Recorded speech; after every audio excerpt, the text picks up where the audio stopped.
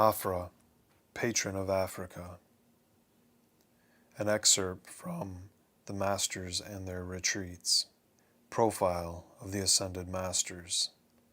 Afra, Patron of Africa. Afra was the first member of the black race to make his ascension long ago. He offered name and fame to God to sponsor a vast continent, and ascended he asked to be called simply a brother, frater in Latin, hence the name Afra. The continent of Africa takes its name from Afra, and he is the patron of Africa and of the black race. There were ancient golden ages in Africa when it was a part of the continent of Lemuria, when the people came forth out of the light of the great causal body of the great divine director. The great divine director continues to sponsor the divine plan for the continent of Africa, even as he sponsors the divine plan for the descendants of Afra in America.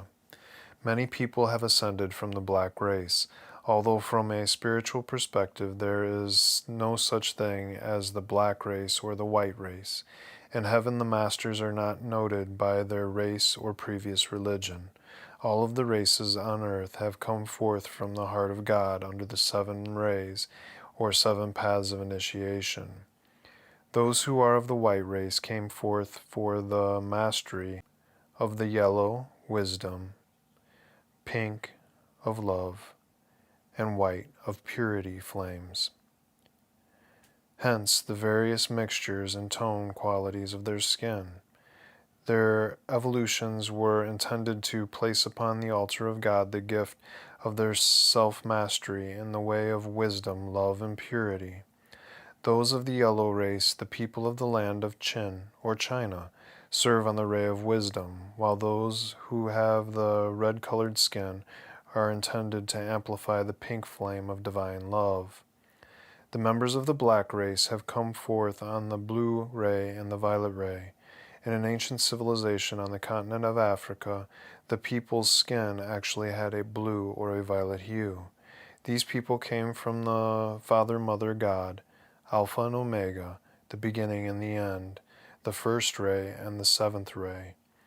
Just as each individual serves on a particular ray, so individual nations also have their calling or dharma. Each nation is called by God to manifest a specific virtue to fulfill a certain destiny. The members of what is now known as the black race were sent to earth to master the qualities of God's power, His will, and His faith on the blue ray, and the quality of God's freedom, justice, and mercy on the violet ray. Throughout the ages since his departure from Eden, man has wandered from his high estate, and the pure colors of the rainbow rays are no longer reflected either in the skin tone or in the aura. Division has set in through the divide and conquer tactics of the fallen ones. Instead of the races embracing one another as brothers and sisters, there is division.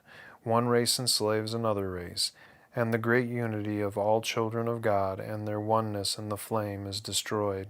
Afra lived 500,000 years ago, when the people of this ancient civilization had reached a crossroad. Fallen angels who had divided planet Earth divided the people.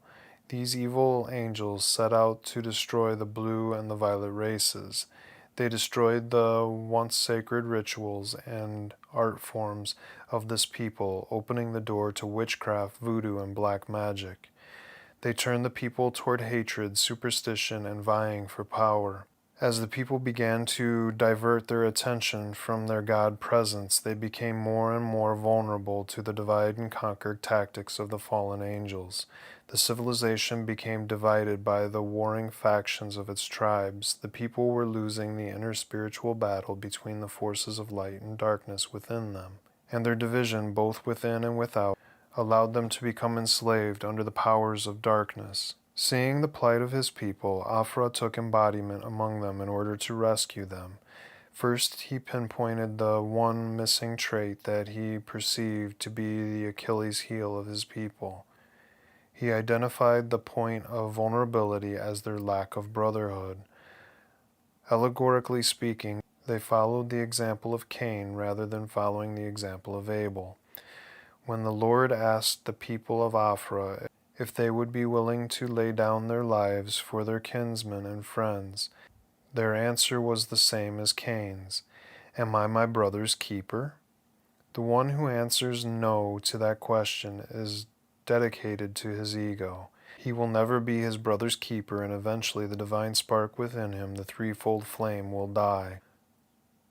Afra knew that many of his people had lost their threefold flame, even as many blacks and whites through anger are losing it today.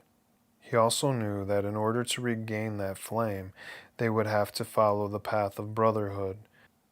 They had to care for one another.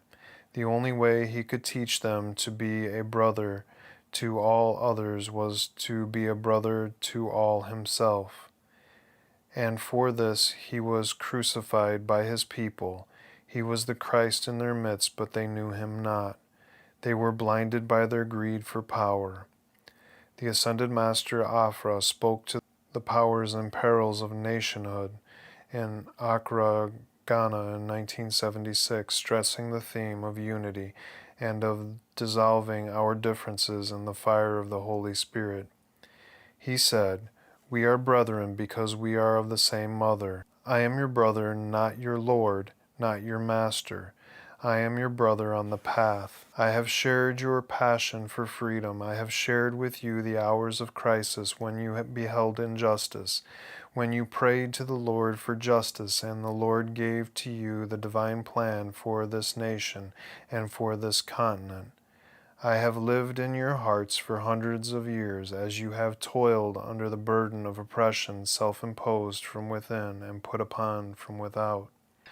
The people of Afra have the supreme opportunity to learn from every civilization and every history.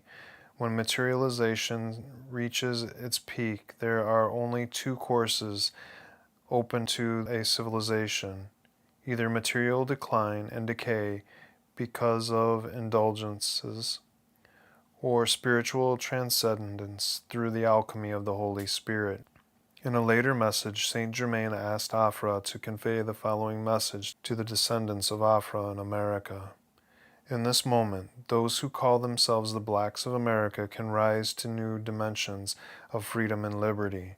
But this can only come to pass through the mighty heart flame, through the understanding of the path of initiation under the Holy Spirit, through submitting yourself, your soul, to the altar of God and calling upon the Lord for an acceleration of light, a purging of inner darkness.